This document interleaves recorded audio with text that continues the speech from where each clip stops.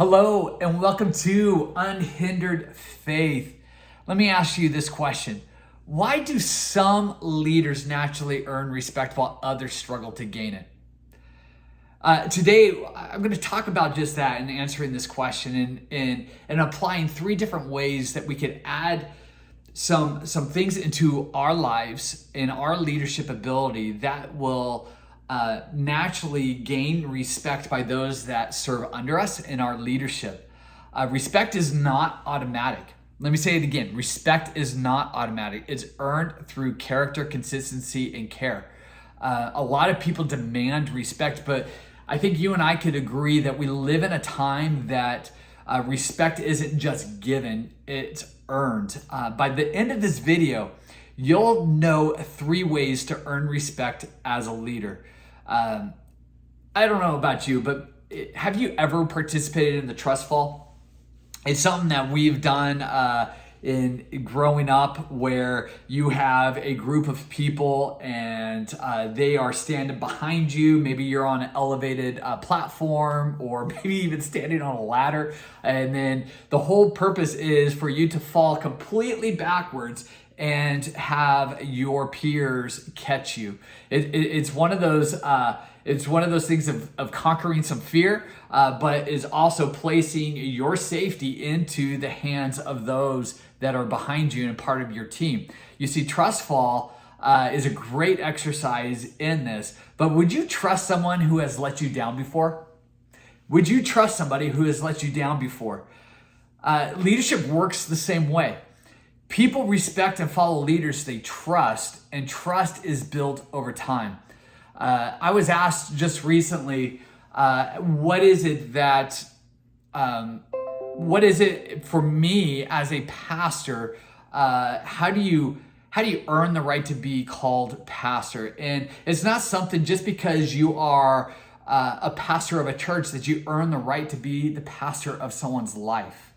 And we do that by walking life with people. You have to earn that respect and that honor to be called pastor. And I think the same way is in leadership as well. That respect is built over time. And there's three ways to earn respect as a leader.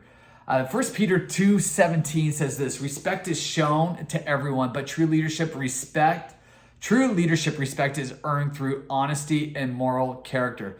So one of the ways that we can earn respect is by lead with integrity. Lead with integrity. I think about Daniel in the Bible. Daniel in the Bible was just a servant in this area and serving under kings, but his integrity in Babylon led to him being respected by kings. In fact, being one of the highest in leadership over nations, and it had nothing to do with a given right position, but it had everything to do with Daniel and his integrity serving underneath the kings. There's some application that we could apply into our lives in just this area, and that's be honest in the small things, follow through on commitments, and lead by example. Let me say that again. Be honest in the small things. I think a lot of times we let the small things to slip by, and we think nobody's watching, but we ourselves watches ourselves. And so be honest in the small things, even when nobody's watching. Follow through on commitments and lead by example. The second thing I want to talk about is we have lead with integrity, and the second one is serve before you command. Jesus washed the disciples' feet, and he was the greatest leader because he served first. In fact, in John Maxwell's, I'm in the middle of reading John Maxwell's new book, Jesus, the High Road Leader. And in chapter 3, John Maxwell talks about this and how Jesus gave more than he took. And for us to be a high road leader is understanding that Jesus was the first one to give more than what he took in return. And by washing the disciples' feet, he showed something that even when he knew, like Judas, who was going to betray him, he still got down on his knees and washed the feet of Judas. And I think that he is a great example of how he looked at humbling himself and serving others before he would ever receive anything in return. Leaders who serve gain respect because they put others before themselves. So here's the challenge. Find one way this week to serve those you lead. It could be just simple things. It could maybe that they won't even notice. There's a great book, How to Lead from the Back Row or the Back Pew, something like that. How is it that we can lead by example? I had a pastor one time. I watched him. He would walk from his vehicle to the church office, and he would pick up the trash in the parking lot. And would just challenge, like, if my lead pastor, if my leader is humble enough to pick up trash and not wait for someone else to do it, that maybe I should do it myself. And it just became a common practice now, years later, that if I see trash, I want to be the first one to pick it up. And it's part of that is just humbling yourself and leading by example. The last one is stay consistent. People follow leaders who are steady and not unpredictable.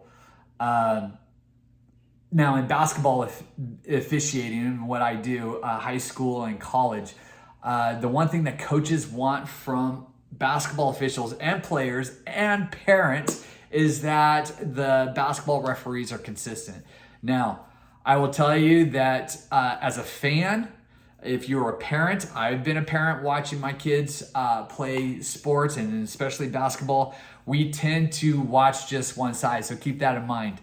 But as a basketball official, our job, what we want to be is consistent on our calls on the court. And that's all coaches want. And all they really ask for is for us to be consistent. When we're unpredictable as officials on the court, whether there's 2 of us or 3 of us on the court making the calls, if we're not matching our calls, we're not working together. And then we become unpredictable and the game gets out of control. The same thing is with leadership. You see, people want to follow somebody who is steady and not unpredictable. So here's just a few things that we could do. Show up, be dependable, and be consistent. And we will find that respect will follow us eventually. But show up, be dependable, and lead with consistency over time. So let me summarize real quick. Respect isn't given. Let me say it again. Respect isn't given. You cannot walk into a position or into a place and demand respect. You have to earn it. It's earned through integrity, service, and consistency. Let me say it again. Integrity, service, and consistency. So which of these 3 areas do you need to grow in? Which one? Is it integrity? Is it service? Or is it consistency? Or maybe it's 2 of the 3, or maybe it's all 3. If one of those really stands out to you, do me a favor. Write it or type it in the comments below. And let's start a conversation. And start thinking about how this week you can grow in one of those areas in your leadership of those who serve under you. I wanted to end with this encouragement. And I know that you have this in you. I want you to lead well, serve humbly, and be consistent, and watch, respect, follow. Have a great week, and we'll see you next time on Unhindered Faith.